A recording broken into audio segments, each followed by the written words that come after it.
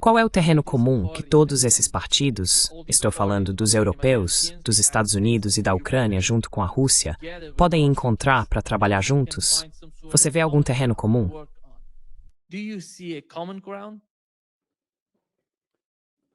First of all, just to say that your voice is a little bit broken up. Primeiramente, só para dizer que sua voz está um pouco cortada enquanto eu ouço, mas é suficiente. Sim, mas precisamos ser claros sobre o que aconteceu em Anchorage, no Alasca. E em grande parte isso está faltando, porque as pessoas trataram isso como de costume, de uma forma ocidental, secular e racional. Qual é a estratégia, o que foi acordado, quais são os pontos que foram acertados. E eu acho que, de certa forma, elas não enxergam a floresta por causa das árvores. Ou melhor, as árvores por causa da floresta, porque estão simplesmente perdendo as coisas mais importantes que aconteceram no Alasca. E, aliás, as coisas mais importantes são psicológicas, não racionais ou mecânicas. Psychological, not rational mechanical. They are psychological and they are Elas são psicológicas e essencialmente simbólicas. O que quero dizer com isso é que a forma como Trump, ao chegar, tratou Putin e tratou a Rússia foi enorme. Durante todos esses períodos, há muitos anos, os europeus impuseram o que chamam de cordão sanitário, ou seja, um boicote à Rússia. A Rússia entra, delegados russos entram em uma sala para falar e todos os europeus se levantam e saem. Eles não escutam, eles não ouvem. Para eles, a Rússia é, se quiser, na melhor das hipóteses, uma entidade criminosa, talvez até criminosa de guerra. E assim, eles criaram esse tipo de cerca em torno da Rússia de demonização. Não apenas demonização, mas desprezo pela Rússia como Estado e por Putin como pessoa.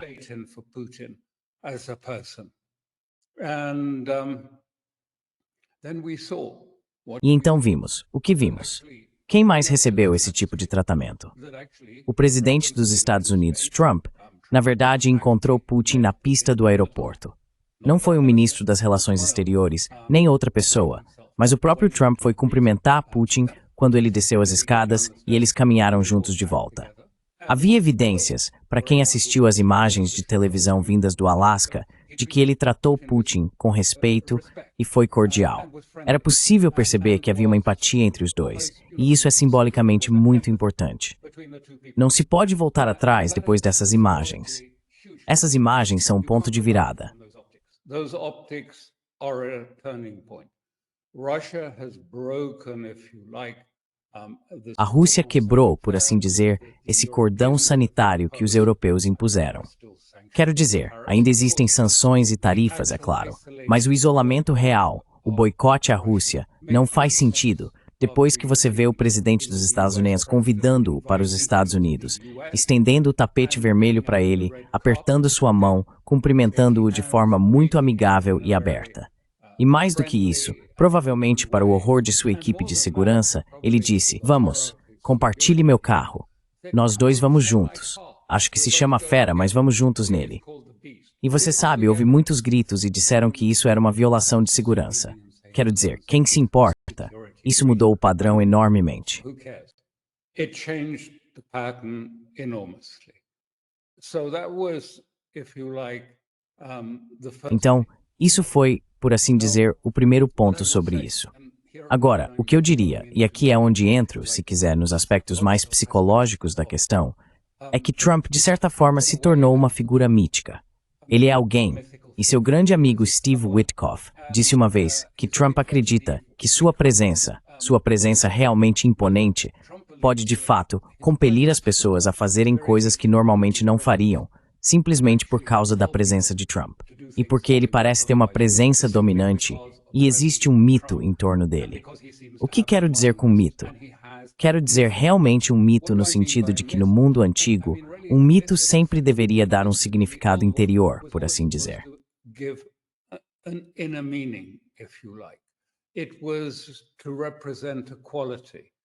Era para representar igualdade, algo que fosse mais do que apenas o normal. E todos nós podemos ver, quero dizer, é óbvio, até para o mais racional dos ocidentais, que a carreira de Trump não é a de um político normal. Ele, você sabe, enfrentou tentativas de assassinato. Tentaram tirá-lo do caminho. Ele sempre voltou, quase sempre, você sabe, nos momentos mais inesperados. Quantos processos legais já houve contra ele? Incontáveis. E mesmo assim, ele voltou. Então ele é, de certa forma, uma figura mítica que realmente conseguiu superar tudo isso. E você sabe, mitos não são necessariamente fatos. Eles não são necessariamente corretos. Eles carregam em si algo sobre uma verdade.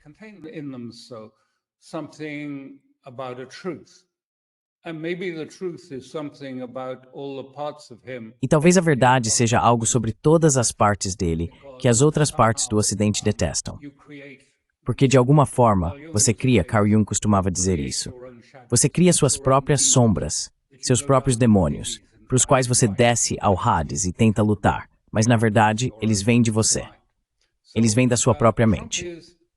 Então, Trump tem uma espécie de qualidade especial, uma presença dominante. E se você quiser ver o que quero dizer expresso em termos existentes, dê uma olhada nos vídeos da seguinte reunião na Casa Branca com os europeus, onde todos estão sentados em uma fileira em cadeiras retas no corredor, esperando para entrar no escritório do diretor.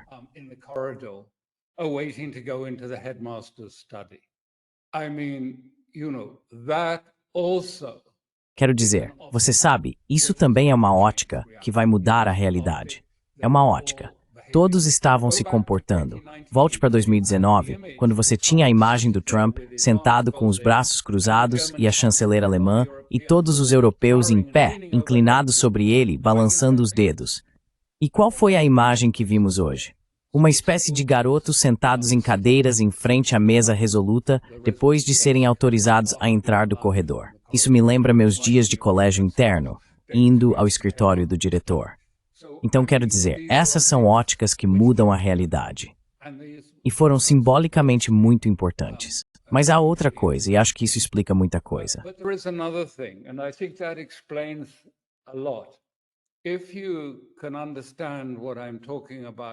Se você consegue entender do que estou falando, quero dizer que algumas pessoas se tornam mitos no sentido de que possuem um tipo de poder inerente além do normal sobre outras pessoas, seja por carisma. Quero dizer, claramente, e quero deixar isso muito claro, Trump não é Deus nem um Deus mítico. Ele é um oligarca do setor imobiliário sem um senso muito apurado do que é belo e do que não é. E ele tem um ego desproporcional. Mas ainda assim, historicamente, pessoas que depois foram exaltadas e vistas como grandes figuras, na prática eram homens bastante comuns e muitas vezes foram até mesmo antipáticos durante suas vidas. A história americana também mudou a percepção sobre alguns deles. Então ele não é, sabe, ele é apenas um ser humano comum. He's just an ordinary human being. But he does have, and Witkoff perhaps is right. Mas ele realmente tem, e talvez Witkoff esteja certo.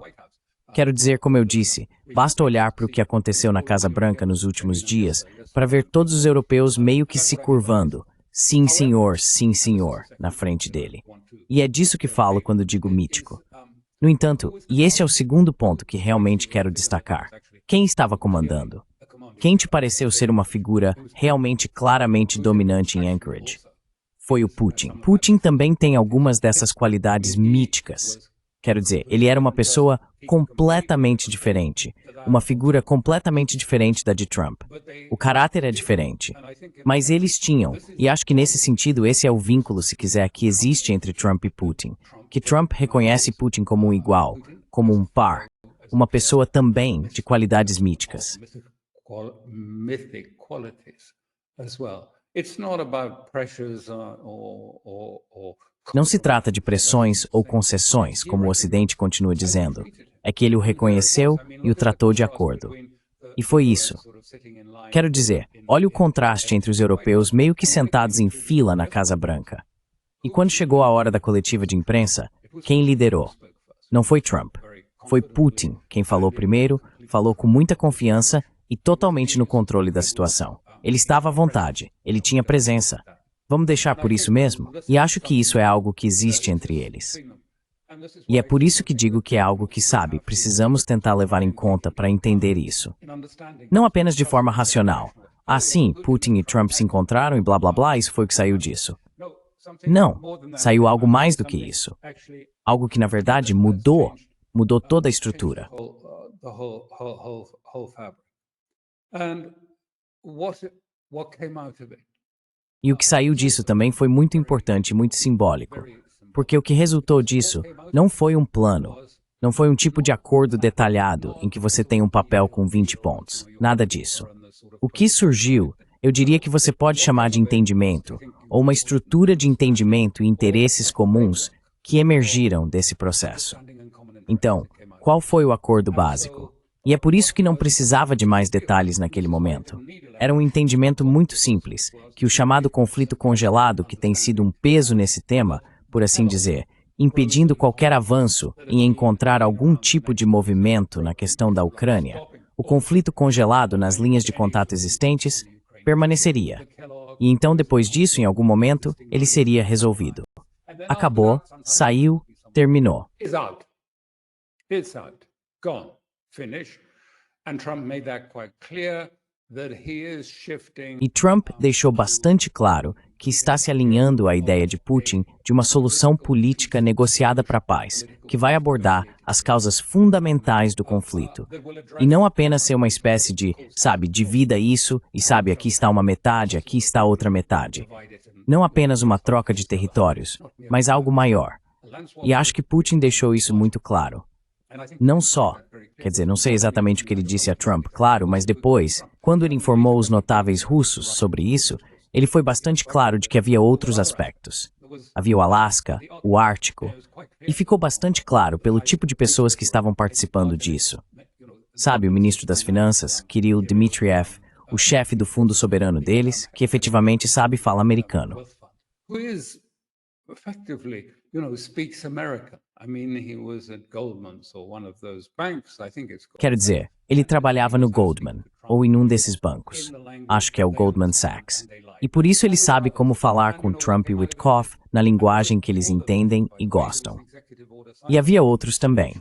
E você sabe, o que saiu disso foi, e logo antes da reunião, aliás, houve uma ordem executiva assinada por Trump que voltou e meio que lidou com a participação da Exxon em um campo no Ártico como um movimento preparatório. Mas aqui está o que Putin está dizendo para Trump. Olha, o Ártico, terras raras, petróleo, gás, quero dizer, tudo isso, podemos explorar juntos. E isso vai te dar, você pode ficar com a Groenlândia também se quiser. Mas quero dizer, há realmente bilhões e bilhões de dólares em potencial para a América nisso. Mas também precisamos olhar para a arquitetura de segurança mais ampla da Europa. The security architecture of Europe. Because this was original, deep down. Porque isso foi original. No fundo, essa é a causa do conflito e das tensões para a Rússia e na Ásia Central. O fato de que o acordo ao final da Guerra Fria, de que a OTAN não avançaria 1 centímetro além das fronteiras da Alemanha, foi abandonado, e em vez disso, eles invadiram a Ucrânia. Eu sei que sempre é colocado de outra forma, mas efetivamente eles organizaram um golpe, colocaram suas forças de procuração na Ucrânia e em Kiev, e então começaram a invadir essencialmente as partes da Ucrânia, povoadas por russos no Donbass. Então foi, se preferir, a invasão pela OTAN que realmente esteve na raiz disso tudo, o movimento e a contínua expansão. A Finlândia acabou de entrar, expandindo enormemente a fronteira entre a Rússia e a OTAN. Então isso precisa estar na mesa. So this has to be on the table, and also nuclear weapons, intermediate. E também armas nucleares, mísseis de alcance intermediário. Putin leva isso muito, muito a sério. Eu sei porque já ouvi falar pessoalmente sobre isso em uma ocasião. Quero dizer, eu estava em uma sala quando ele estava falando. E ele leva isso muito a sério e com razão, porque é realmente uma questão muito séria, especialmente os de curto e médio alcance, mas também o Tratado START, que está prestes a expirar em breve. Então, qual é o acordo? O acordo é que, na verdade, isso é vantajoso para Trump porque a questão era tão intratável que ele estava hesitante em se envolver novamente na Ucrânia. Sabe, na semana antes de Witkoff ir e marcar essa reunião, ele estava realmente hesitante em fazer isso, porque é tão intratável. He was really hesitant about doing it because it's so intractable. But then, partly because of Epstein and... Mas então, em parte por causa de Epstein, em parte por causa do Senado, em parte por causa do Deep State, todas essas pressões sobre ele decidiu, eu simplesmente tenho que fazer isso. Tem que ser feito, precisamos sair disso. E ele teve que fazer uma concessão, como ele chamou, para um de seus interlocutores, para a base MAGA. Porque veja, não é só Epstein, é também o que está acontecendo em Gaza. É também, sabe, a ameaça de mais guerra. É isso que está agitando a base dele. E não é só o MAGA, são os jovens americanos. Quero dizer, o grupo demográfico crucial de jovens americanos até 35 anos, sua posição está mudando em relação a Israel, e está mudando em relação à ideia de guerras.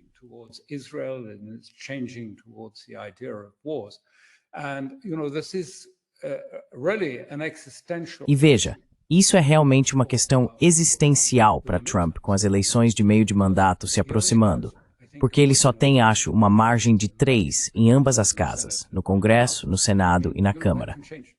Quero dizer, isso pode mudar 300 milhões gastos aqui, 300 milhões gastos ali pela oposição. Quem sabe qual será o resultado? Então acho que finalmente ele sentiu que precisava fazer isso. E há uma vantagem para Trump em agir dessa forma, em que ele, Trump, permite que a Rússia force a questão. Force militarmente uma solução para Zelensky, para a Ucrânia e para os europeus, impondo militarmente ao povo para produzir esse resultado. Não está claro por quanto tempo ou se isso realmente vai acontecer, mas isso está claramente no interesse de Trump. Ficar de fora e deixar Putin impor um desfecho.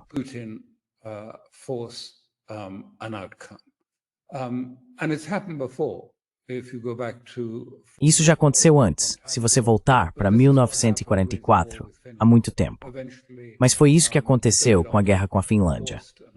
Eventualmente, o exército soviético forçou um desfecho, houve um acordo, uma certa quantidade de território foi cedida, etc, etc. Então acho que Trump vê isso como uma vantagem. E assim, o acordo, se é que se pode chamar assim, mas na verdade é só uma estrutura intelectual. Não está definido, não há detalhes sobre isso. É simplesmente, acho que Trump disse, olha, você força isso. Você provoca um desfecho na Ucrânia porque de outra forma não vai acontecer. Quero dizer, com um conflito congelado, onde está a solução nisso? Não vai acontecer. Então Trump está basicamente dizendo, estou fora, estou saindo, estou me retirando disso. Agora é com vocês. Vocês podem resolver isso. E eu, do meu jeito, vou lidar com os europeus, com o Senado e tudo mais.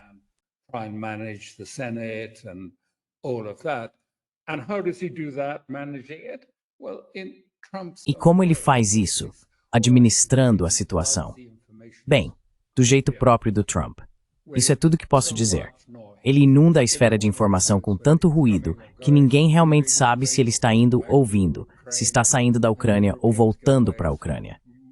E os europeus vão embora se sentindo bastante confiantes até descobrirem que, na verdade, não há garantias de segurança significativas vindas dos Estados Unidos, nas quais eles contavam receber nesta reunião. Então, quero dizer, acho que ele está tentando administrar essas pressões sobre ele. E isso também é importante para o Putin, porque você sabe, Putin também não está sem pressões, e ele sofre pressões daqueles ao seu redor. E você sabe, há muitos russos leais ao Putin, mas que temem que ele seja empurrado ou forçado a aceitar um Minsk III.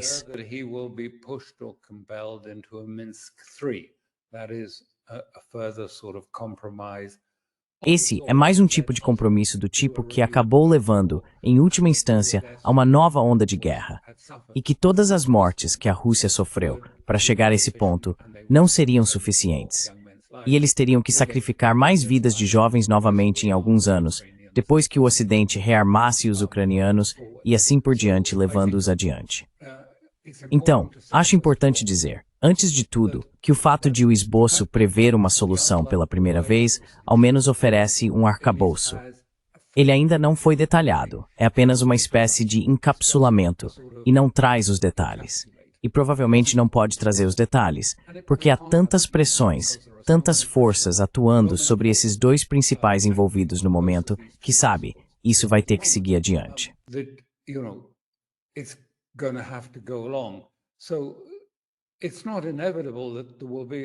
Então, não é inevitável que haja sucesso de forma alguma.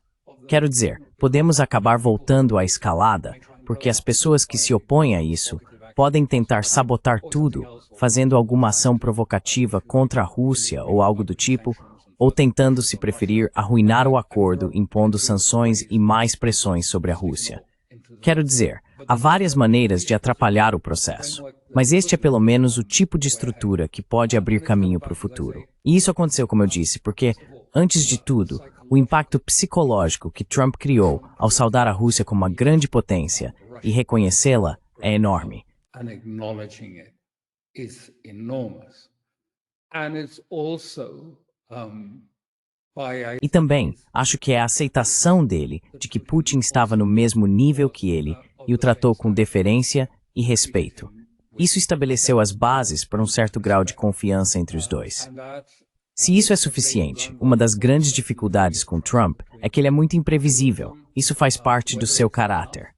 Quero dizer, ele diz uma coisa e quase põe tudo a perder quando vai à Casa Branca e começa a dizer, bem, eu não descartaria tropas em solo na Ucrânia. E, você sabe, sim, haverá o tipo de força de segurança americana forçando o Rubio a sair por aí dizendo, calma, todo mundo calma. Não vai ter tropa em solo. Listen, calm down, everyone calm down, there are going to be no boots on the ground. In fact, as he said very clearly, Na verdade, como ele disse muito claramente, os Estados Unidos não vão fornecer mais armas nem mais dinheiro. Se houver armas indo para a Ucrânia, isso ficará a cargo dos europeus. Se houver garantias de segurança, os europeus é que vão oferecê-las por conta própria. Os Estados Unidos podem coordenar um pouco, mas não vão dar respaldo, que é o ponto principal, porque todos os europeus sabem que não conseguem fazer isso. Eles não podem realmente entrar na Ucrânia como forças de paz ou o que for, se não sentirem que têm um respaldo, que os Estados Unidos vão apoiá-los. E isso foi dito de forma muito clara. De jeito nenhum vamos dar esse respaldo a vocês. Vocês querem fazer isso?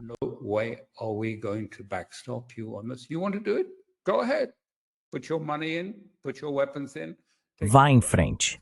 Invista seu dinheiro, envie suas armas, assuma o controle. Claro, a Europa não pode fazer isso. Na verdade, quero dizer, você sabe, essa é uma situação ridícula em que a Europa está se metendo. À medida que os Estados Unidos se afastam de sua hegemonia total, estão deixando para as províncias periféricas da Europa assumirem o fardo do império naquela parte do mundo. Eles não têm dinheiro. Seus estoques de armas estão praticamente vazios. Então, não acho que isso seja realista ou sequer sério. Eles vão acabar aceitando essa posição. O que aconteceu em Anchorage?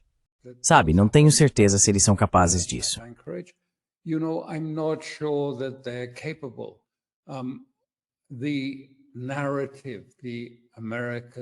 A narrativa americano-europeia de que nós somos fortes, eles são fracos, está tão enraizada em grande parte do pensamento e da narrativa ocidentais que faz com que a maioria das pessoas nem sequer tenha, você sabe, os fatos. Os fatos que continuam afirmando precisam ser ajustados à narrativa de estamos vencendo, eles estão perdendo. E por isso vai ser muito, muito difícil para os europeus, especialmente para os europeus, aceitarem isso. Aceitarem que, na verdade, estamos perdendo. Isso vai ser profundamente difícil e terá grandes consequências políticas. E é por isso que eles estão em um estado de desespero tão grande e correndo como crianças para Washington para tentar ver se conseguem fazer Trump recuar de sua posição.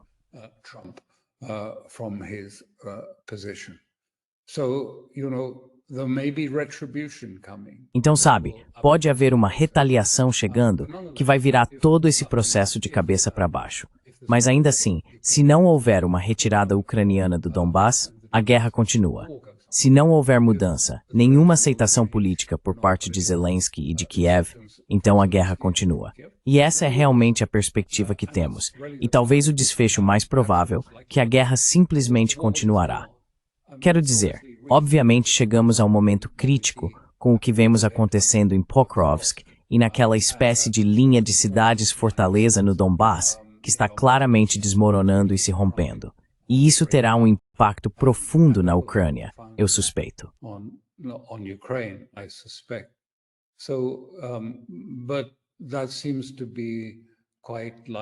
Mas isso parece ser bastante provável de ser o desfecho mais provável, eu diria.